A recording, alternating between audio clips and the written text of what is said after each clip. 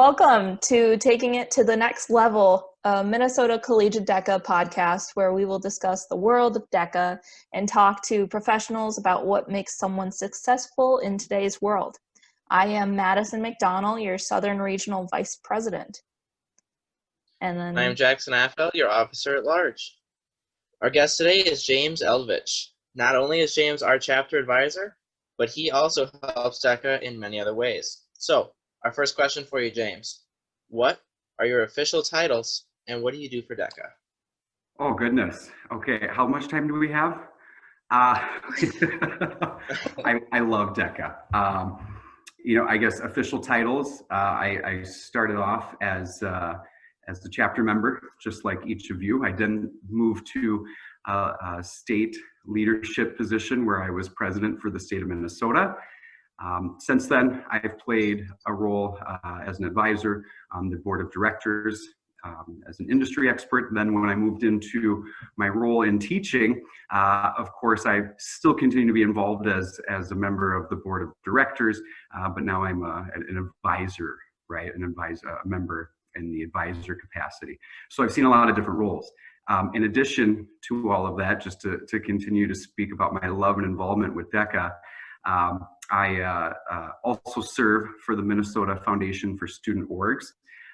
In that seat, I'm an alumni for Collegiate DECA that helps the state of Minnesota oversee part of the education bill and how those funds are distributed. And it's really the body that holds all career and technical student organizations like DECA and others to accountable for their programming. So it's kind of special, kind of cool, kind of fun. I'm also the judge coordinator. And then, of course, like you guys said, I'm your advisor. I've held international championship positions, lots of accolades there. And so, yeah, that I think about covers all of the hats and titles. Yeah, I feel that, me, Jackson, and Kale are all a part of the state officer team, all a part of the same chapter. It's pretty fun. And then we're with our other members in the officer team and talk about James. So yeah, he pushed us to come join. You're a go-getter. And that's probably one of the best things about you. You really push people to do their best. And that's why I wanted to put you on here. I wanted to get your face out there, let people know who you really are, not just, oh, that's just James.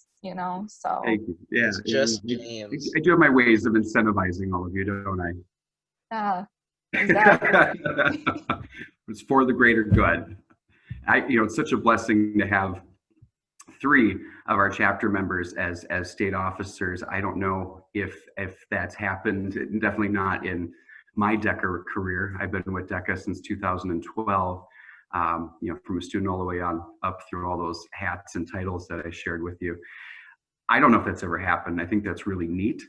I think it's a blessing. You guys get a huge say in advocating for all of our membership in the state of Minnesota. And, my motto is, I think you guys know, for 2020 is pivot and make it happen, right? And I think that was very evident by the work that you all did with our Innovation Summit.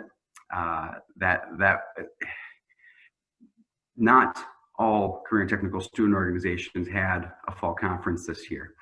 So I think it's really special that we really did put in the time and effort to provide our constituents good content and programming. So that kudos to all of you. Oh, yeah, Jenny really did a lot out there, to be honest. We were mostly the faces that ran it, but I think we did a good job with it. One of the good things about it was, some states weren't able to do that, and I was so happy we were still able to. And we were able to have 3 networking sessions, and get to actually know some of our members too. And you don't really get to do that with in-person conferences because it's hundreds of people. So that's one way to look at it. So, one thing that I really admire about it is, historically, everyone's so focused on meeting in person, which is wonderful and great and valuable. Since my program at the college has allowed for remote long distance, we do a synchronous option, right? So you could just tune into my class from wherever you are. That was very handy that we were kind of transitioning into that path pre-COVID. Made my job a heck of a lot easier when COVID officially restrictions and things really got heavy. However, what I'm getting at is, we've got a student in our chapter from Kansas, right? And so this allowed that virtual student an opportunity. This format allowed us an opportunity to include him in conference, which I thought was fantastic. I was in another meeting earlier today, and we were speaking about commencement and things of that nature, and how are we going to facilitate it. And we decided to look at some different approaches, but long story shorter, one of the things that the dean had said is, I think one of the silver linings for COVID is that it's really forced us all to look at what we do differently and how we carry ourselves differently. And the comment was made that basically exactly what I just said, we're now really including more of our online students. We're engaging them more than we ever have before, because commencement's always been in person. And so what he had said, and I believe wholeheartedly, is I think that a lot of the techniques that we're adapting to now, a lot of the processes, I think we're going to see us continue to utilize those, and it should change us for the better future forward after COVID. Yeah.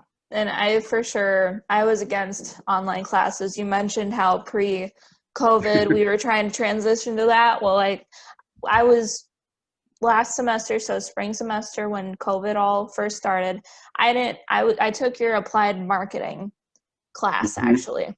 I didn't have to. I took it because I wanted an in-person class. And then halfway through, we weren't in person anymore.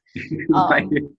So it really has made students adjust and actually have to mature more and be more accountable towards themselves. And I do appreciate that, because I get a lot more stuff done because of it. So yeah, I'm always trying to look at the right side. I think the biggest helping part is, since the internet has been around, there's always been, Skype, different video calls, but now everybody's being exposed to that, and it makes it a lot easier to navigate different media platforms like that, Zoom, Skype.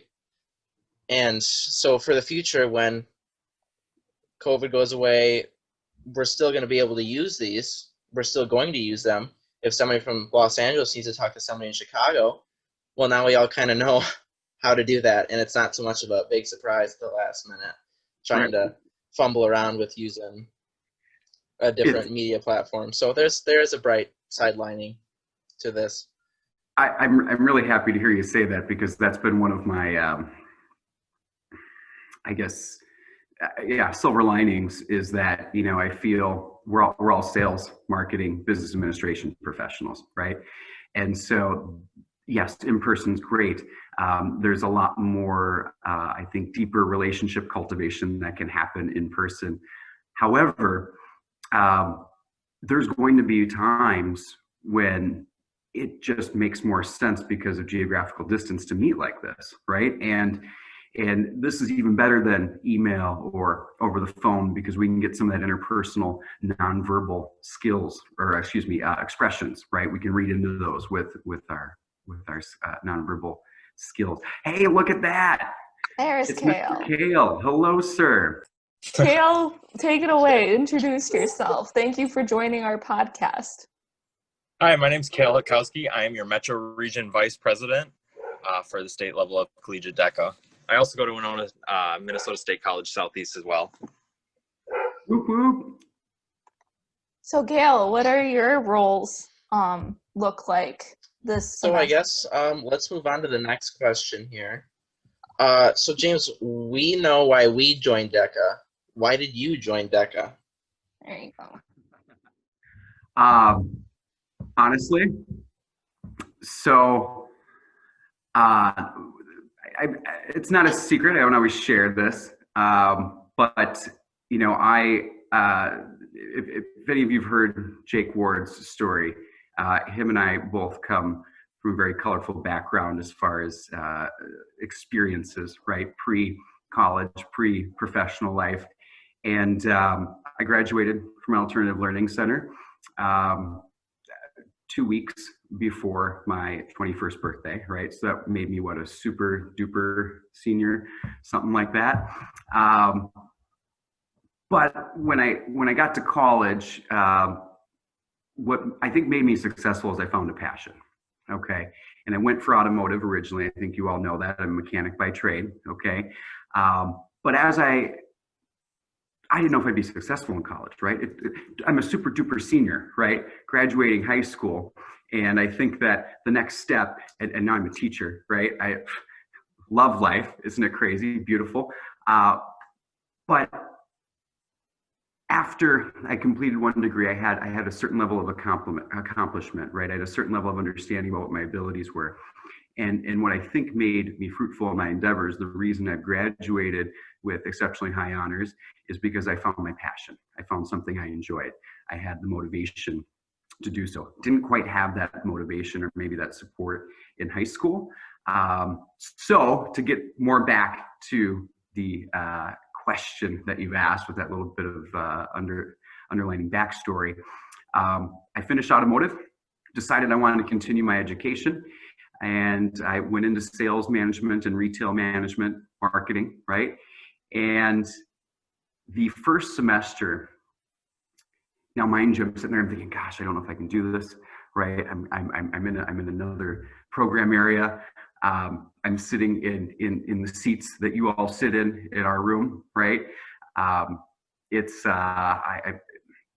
I read on the board in the corner, it says DECA meeting, Wednesday, 10 a.m. or whatever it was. And I thought, well, what in the heck is DECA? And as syllabus day is proceeding, Terry Green, which I think you all have had the opportunity to meet him, right? He's our advisor that has retired and now is probably basking in Florida at this moment as it snows outside. Good for him. Terry Green says, those DECA students get favored. If any of you are curious about what DECA is, you should maybe check into it. Well, I'm thinking, God, I can use all the favoritism and brownie points, right? As an instructor, we don't play favorites, right? But it was said, and that's what fed me into it. So at the end of class, I said, well, Terry, I said, what is DECA? And he looks over at his chapter president at the time, and he goes, Joe Loken? I don't know if any of you guys know Joe and Hannah, fellow DECA members. And anyways, he goes, Joe, can you handle that conversation? He goes, yeah. So he brings me down. Well, meanwhile, it's spring semester. So it's January, right? What's happening at the end of January as we start spring semester? What are we registering for? Isn't it state this State. Yeah. State conference. So I jump into DECA and have to get ready to make a presentation at state conference. And I'm not even sure what the hell I'm getting into at this point, right? Excuse my language, but they're like, well, we got to register for this thing and you've got to find a product and you're going to have to present it. And I'm just thinking, oh my goodness, right? Oh my goodness. So long story shorter, it was as I was finding myself, as I was still having some insecurities about my abilities, right? I thought, I need the extra credit, right? I need that favoritism. I incentivize you guys a little bit differently, right? I'm not saying Terry played favorites. He was very consistent man, but that was kind of my hook, line, and sinker. You all, because I believe in practical application so heavily, right? Applying what we're learning solidifies it within ourselves. It's better to mess up and make mistakes in a simulation or a competitive event now than when we're on the job, right? It hurts less, okay? We all make mistakes, we're all human, but it hurts less. And we've got that experience, we've got that advantage. So you all, right, either get to be a part, well, if you're not in DECA, what happens? What do you have to produce for me? Some sort of practical application paper where you're applying what you're learning elsewhere? I've only taken one of your classes this semester, so I got lucky. Oh, I remember it because I weighed the options myself. It was a 10-page application or paper on how you could use what you've learned in this very class in the real world. Or you could join DECA. And here we are, right here, all Or three of both. us. Or both. Yeah. You know, and I've had some students take that approach. And, you know, some individuals just are busier. But what I think was really fruitful in my successes is as I was going through the retail sales marketing program, my business administration degree, I had the opportunity when I was working in the automotive industry to apply what I was learning while I was learning it. And I think that that was what was so profound in solidifying the understanding with me, which is why I'm so hard on you all about it, right? I want you to get out there and apply what you're learning. And I've had students that have chosen to do the paper, and I understand. But it definitely is a heck of a good incentive, right? Who wants to write a 10-page paper that's going to affect their grade if they don't, or they can be a part of something fun and innovative and allows them networking opportunities and resume building and credentials. Well, and really it's an incentive, and then you get hooked. It's not an incentive afterwards. Like, you had me hooked after first semester. I'm just like, okay, I'm still in DECA. We're just going to keep going with it because it's such a nice club to be a part of, obviously. Otherwise, I wouldn't be here right now. I'm glad to hear you say that, and that's part of the reason my paper is so intimidating. I want you to get something fruitful out of it if you do choose to go that way. However, what I found is it's just getting individuals in. And sometimes, I know you all have run into this as state officers, especially as you develop your plan of work and as you get out and talk to other individuals, or they ask you, what are you doing at school? Maybe you're talking with your parents, grandparents, other students. You try to explain what DECA is. It's not always easily conceivable by the other party, right? They're still sometimes kind of in the mist a little bit. And so I've found, to speak to your point, Madison, if I can just get you in it one semester, you're pretty much hooked, right? And now we have 3 state officers in one chapter, which is super neat.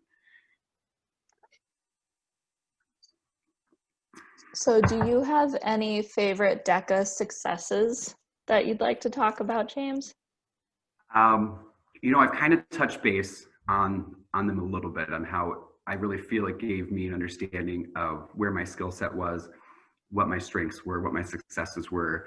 Receiving judge scorecards back is so rewarding, even if you didn't do as good of a job as you hoped you would, because you get that constructive criticism, right? What did I do well? What can I do better? But to speak to a very specific situation, one of our fellow state alumni at this point, Taylor Metcalf, him and I always kind of had this unspoken contest between the two of us. And so it'll be interesting to hear his feedback after he sees this podcast, because I haven't verbalized this. Okay. But we always kind of had this unspoken, see who's going to do better, right? And he's a very, very talented individual. And that was fun, that competitive component. He won some, I won some, but it was this constant kind of back and forth. We were each kind of pushing each other, right? And I feel it was very unspoken. I would assume he feels similar. But the really cool experience was going to international conference, and the second to best year for me at international conference was I came in second place for the international sales management competition, right? And that's where we come in as sales managers, and we are talking to our employees or owners about how we are going to manage and incentivize and oversee our sales team, right? And so I took second place. Oh, this is so great. Yeah. Right? Came back the next year, and I was determined. I was a state officer even. And you guys haven't experienced it yet. And if we do get the opportunity, I know we're planning to try to meet in person, but it's a lot of work as a state officer, because you're also responsible for facilitating some responsibilities at international conference, right? So I'm running my butt off, doing all these things. It's crazy. And I end up beating last year's position and take champion as international champion for sales management. So that was really, really special and really neat. And I think it was just being so blessed to have had the opportunity to kind of climb the ladder, right? And having good friends like Taylor Metcalf, who we kind of encouraged each other, really, right, to continue to do better and strive and succeed. And it's the relationships, it's the accolades, it's the constructive feedback, really. So those are my special fond moments. Well, thank you for sharing with that. I'm always interested and love hearing about those pointers. You never told us about that, or at least I didn't hear about it. It's kind of fun hearing about how you were when basically you were in our shoes, Right. Well, you never asked. I'm never around you. You've had much less exposure in class with me. Very, very less. I don't have you as a teacher anymore, sadly. I'm a pretty open book. Yeah, I know. It's interesting. Actually, people have asked me that since I've become an educator. So no, I'm happy to share that. Yeah, it's kind of neat to know that I see you guys getting nervous about conference and things. And what do? I'm running around with the chicken with my head cut off because I'm serving all these different roles at conference. You've seen it, right? Oh, yeah. Busy, and I love it. And I'm like, oh, just relax, just do the thing, right? Go role play a little bit more, go practice, you'll be fine. And you're like, no, but I'm like freaking out, right? And a tip that I would give everyone is everybody's pretty nervous, okay? And one of the tips that I like to give students when they're nervous is something that Terry Green actually said to me when I was a student, when I was in your shoes. And it was this: it's good that you're nervous because it means you care, right? If you didn't really care about the thing, you wouldn't really be nervous. And so trying to just understand that, right? That we want to do well, and that's why we're nervous. And it is the time to fail. Hopefully we succeed extraordinarily, right? And but it's ultimately a great learning process. And if you weren't nervous, then you don't care. And so that has helped me, and I want our membership to know that it's okay to be nervous before competition. Today, okay, speaking, right? I like to believe I handle myself very well, but you better bet before I got on here, and I'm speaking to my students, I was nervous, okay, because I care. We want to do a good job. We want to have fun, right? So enjoy life, love every moment, take chances. Thanks, James, for sharing that with us. Throughout our series of podcasts leading up to the state conference in February, the state officer team will continue to share their stories and the stories of others surrounding Minnesota Collegiate DECA. We'd like to thank James for coming on the podcast today and thank everyone that is listening. See you next time. My pleasure. Thanks for having me, everyone.